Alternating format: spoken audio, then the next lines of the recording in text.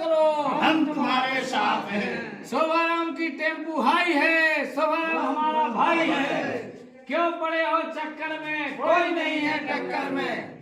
ना चलेगी दारू और ना चलेगी पेप्सी, वो सबसे आगे चलेगी टैक्सी।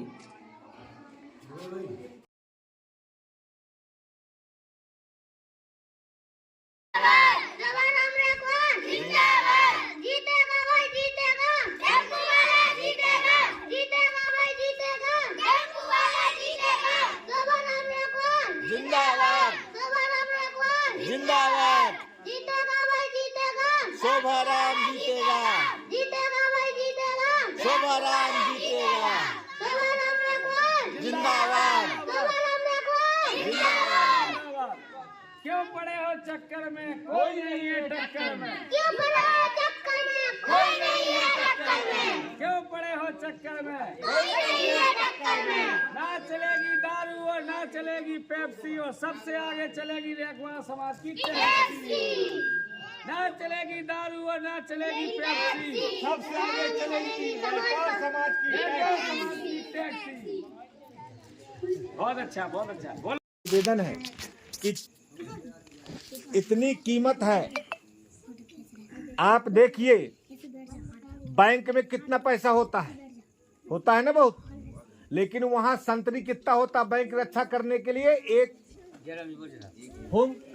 एक होम गार्ड या रिटायर्ड फौजी, एक नाली दो नाली है ना, इतने तो होता है, करोड़ों रुपया होता है। ए लड़को शांत रहो, बैठ जा भैया।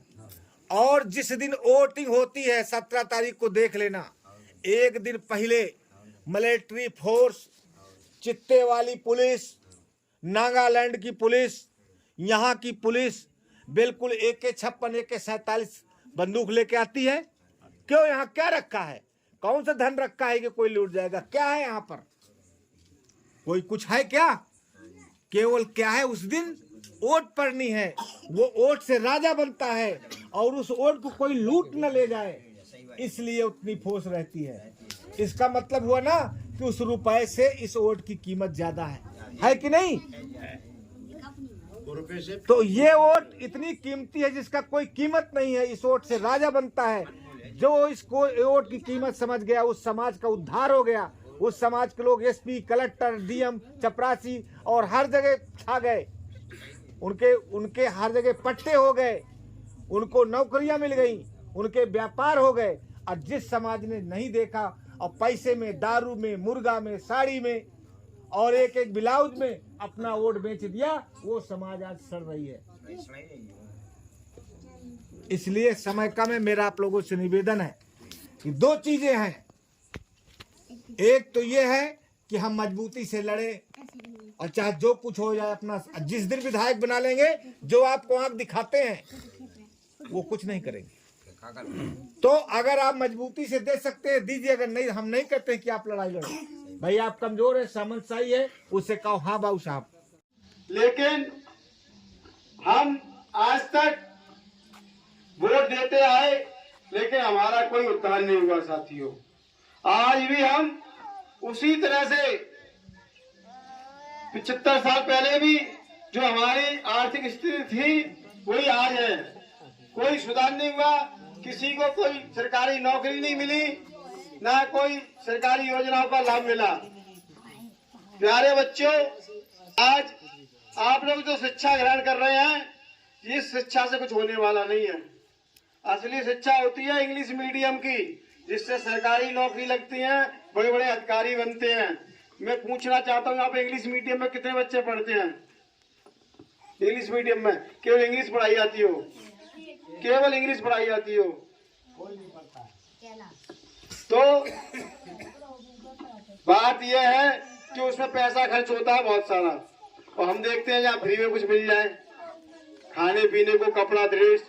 तो ये हिंदी मीडियम की पढ़ाई है, इसमें इंग्लिश भी पढ़ाई जाती है, एक विषय केवल।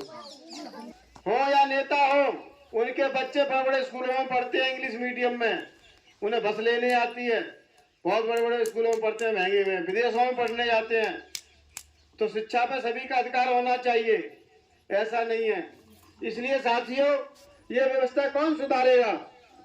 इस व्यवस्था को सुधारने के लिए जब तक आपके विधायक नहीं बनेंगे, मंत्री नहीं बनेंगे, तब तक ये व्यवस्था नहीं सुधर सकती।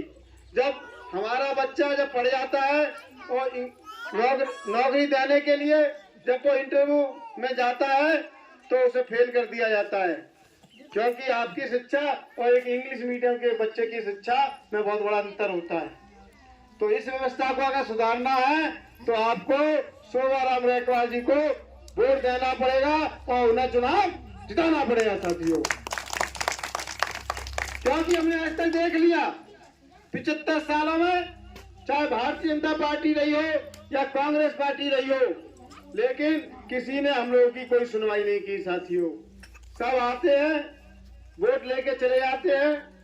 अगर कांग्रेस की सरकार बनती है तो भाजपा वाले आपको समझाते हैं कि इन्होंने कुछ नहीं किया, हम करेंगे, और जब बीजेपी की सरकार बन जाती है तो कांग्रेस वाले आ जाते हैं कि इन्होंने कुछ नहीं किया, हम करेंगे। इसी प्रकार उन्होंने आज 75 साल हमारी निकाल दी, इसीलिए निकाल दी कि कुछ होगा, आज तक कुछ नहीं हुआ। इसलिए साथियों, आज महंगाई का दौर है, महंगाई दिन पर दिन बढ़ती जा रही है, इसलिए हम लोगों को अब सोचने की आवश्यकता है। यहाँ पर समझदार लोग बैठे हुए हैं, समझदार लोग बैठे हुए हैं, तो हमको विचार करने की आवश्यकता है। कहते हैं कि पैर के घोटू पैर की तरफ ही झुकते हैं, इसलिए हमको शोभाराम रैकवार जी को वोट देना है।